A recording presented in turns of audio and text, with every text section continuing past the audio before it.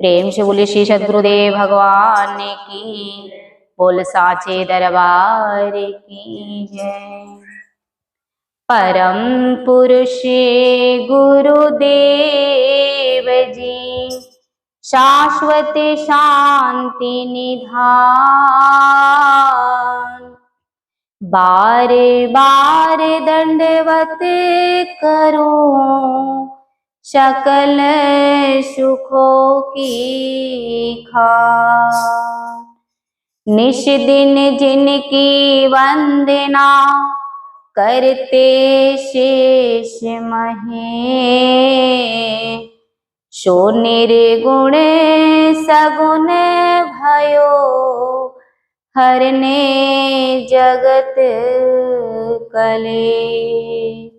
सतगुरु दिल का चांदना, बिन सतगुरु अंधे।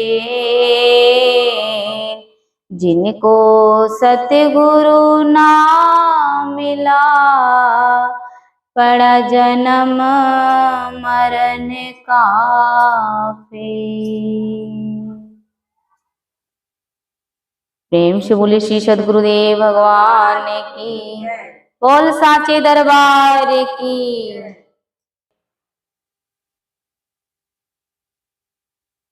अभी हम लोग भजन गाएं। कौन सा भजन गाएं? अभी कौन सा भजन गाएं हम लोग?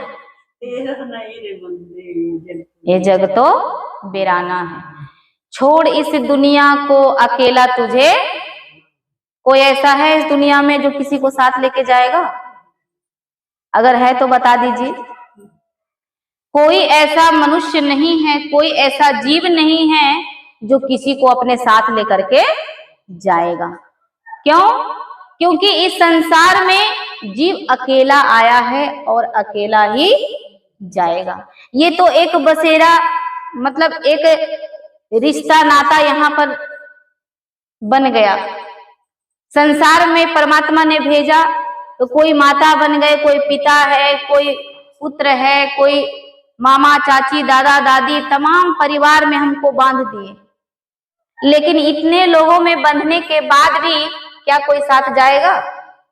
कोई साथ नहीं जाएगा। जब इस शरीर से प्राण निकलेगा, जैसे ही प्राण निकलेगा वैसे तुरंत आपको घर से बाहर कर देंगे कि नहीं? जब तक इस शरीर में प्राण है तब तक आपको लोग घर में रख रहे हैं, आपसे लोग प्रेम कर रहे हैं। लेकिन जिस दिन इस शरीर से प्राण निकलेगा तुरंत ही आपको घर से बाहर कर देंगे। करेंगे कि नहीं? कोई हाथ पकड़ के, कोई पैर पकड़ करके आपको बाहर निकाल देंगे। क्यों? क्योंकि जो शक्ति मौजूद थी, जो परमात्मा के अंश हमारे अंदर मौजूद थी, जिसके वजह से हम देखते हैं, बोलते हैं, सुनते हैं, चलते हैं, हाथ पैर हमारा हिलता है, अगर वो शक्ति जब निकल जाती हमारे शरीर से तो सब कुछ वही रहता है, लेकिन हम न देख सकते हैं, न सुन सकते हैं, न बोल सकते हैं, न चल सकते हैं। कुछ भी कर सकते हैं? कुछ नहीं कर सकते। इसलिए परमात्मा ने ये सुंदर शरीर बड़ी कृपा से हमको दिया है। कैसे दिया? कृपा से, बहुत दया करके ये हमको सुंदर शरीर हमको परमात्मा ने दिया है। क्या करने के लिए दिया?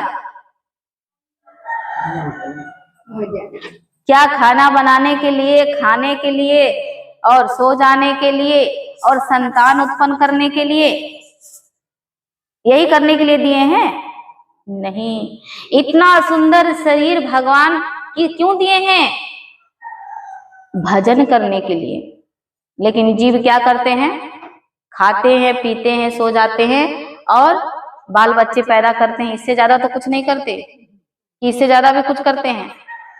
नहीं करते। और देखिए, जितना काम हम करते हैं उतना काम पशु भी करता है कि नहीं करता है?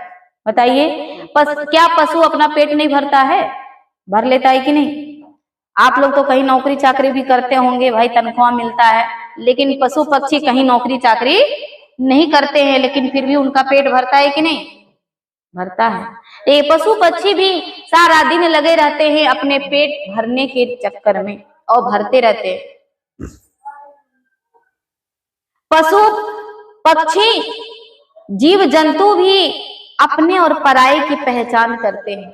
जैसे आप पहचानते हो कि ये मेरा बच्चा है, ये फलने का बच्चा है, ये उसके बच्चे हैं, पहचानते हो कि नहीं? ठीक इसी तरह से पशु पक्षी भी, जीव जंतु और जानवर भी अपने पराये की पहचान करते हैं।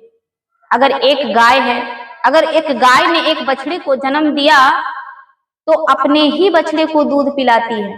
अगर दूसरे बछड़े को आप सोचेंगे कि इसको पिला दें तो गाय लात मार के भगाती है कि नहीं भगाती है? इसका मतलब क्या है कि वह भी अपने और पराये की पहचान करते हैं। एक चिड़िया दूर जाती है दाना लाने के लिए और वहां से जब लौट कर आती है अपने घोंसले में तो अपने घर में आती है, दूसरे घोंसले में नहीं जाती, अपने घोंसले में जाते हैं और अपने बच्चों के मुख में दाना डालते हैं। यानी वह भी अपने और पराये की पहचान कर रहे हैं और वह भी अपने बच्चे का पालन पोषण कर रहे हैं। इसीलिए हमारे महापुरुषों ने कहा है कि हित अनहित पशु पक्षी जाना, अमानुष तन गुण ज्ञान निधाना। कि हित अनहित तो पशु पक्षी भी जानते हैं, लेकिन मानुष तन गुण ज्ञान निधाना, मानुष तन कब महान होगा?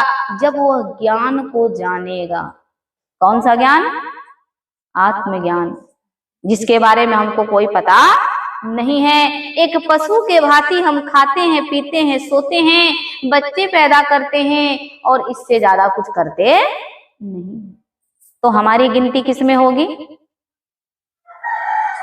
किसमें होगी? पशुओं में होगी कि नहीं? क्यों? क्योंकि कर्म भले शरीर इंसान का ले लिए, लेकिन कर्म जो है सारा वो किसका करते हैं? पशु वाला कर्म करते हैं। अब पशु वाला कर्म करते रहेंगे तो अगले जन्म में भगवान पशु ही बना देंगे। क्या बना देंगे? पशु। अभी इंसान बनाए तो समझ में आता नहीं, भजन करने में मन लगता नहीं है, लेकिन भगवान कहेंगे कि जब मैं तुझे इंसान बनाया हूं तो तुम भजन नहीं करते, एक समय ऐसा आएगा जब पशु जैसा कर्म करते हो तो पशु बना दूंगा। फिर क्या होगा? खूंटे से बांध करके रखेंगे आपको। आपने पशुओं को देखा है कि नहीं? गाय भैंस बकरी को देखा है कि नहीं? उसे रस्सी, उसके गर्दन में रस्सी बांध के खूंटे गाड़ देते हैं और खूंटे में उसको बांध करके रखते हैं, नहीं रखते हैं? भूख लगी है, प्यास लगी है, 2-4 घास डाल देते हैं। अरे भाई कुछ खाने के लिए आगे में चारा डाल देते हैं, खाओ।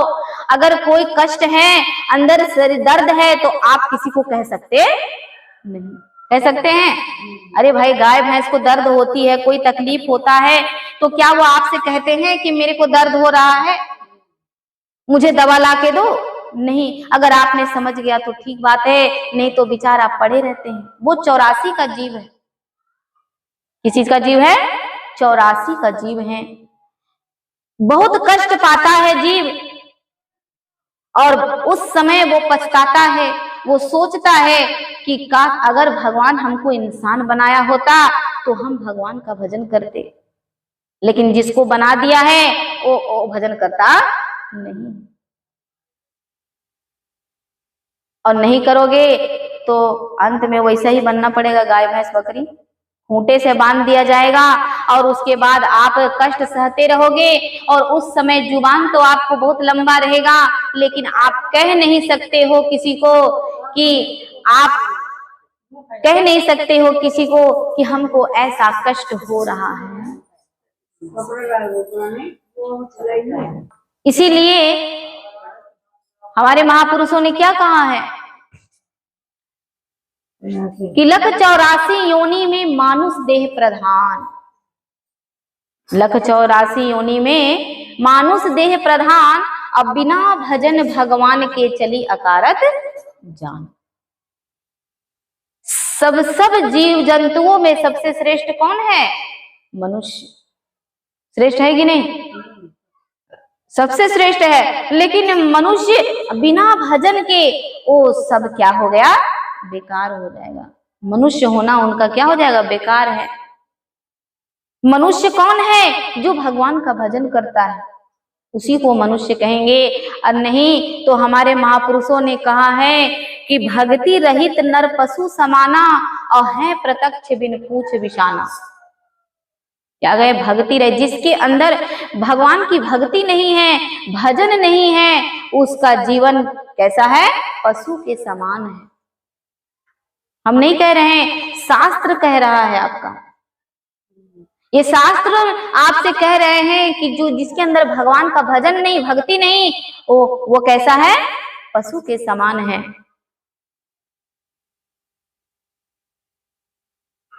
कैसा पशु?